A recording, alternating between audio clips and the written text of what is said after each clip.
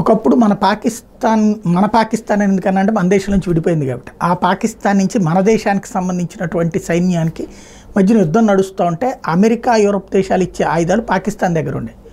భారత్ దగ్గర వచ్చేటప్పటికి పాత 303 రైఫిల్స్ను అలాంటి తుపాకులు ఉండేవి.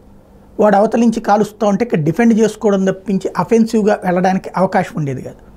అలాంటి పరిస్థితి. ఇదంతా ఇప్పుడు ఎందుకు చెప్పాల్సి వస్తుందంటే యుద్ధం అనివార్యమైనప్పుడు అద్భుతమైన ఆయుధాలు తీయాలి లేదా అద్భుతమైన వ్యూహాలు ఉండాలి. ఇరాన్ పాతకాలపు వ్యూహం కొత్త తరపు ఆయుధమే, కానీ కాలపు వ్యూహంతో ముందుకు వెళ్ళింది. ఇజ్రాయెల్ మీదకి 131 డ్రోన్స్ పంపించింది. షాహీన్ డ్రోన్స్ ఇవి. ఉక్రెయిన్ రష్యా మీద అవి ప్రయోగించి సక్సెస్ అయింది కొన్ని చోట్ల.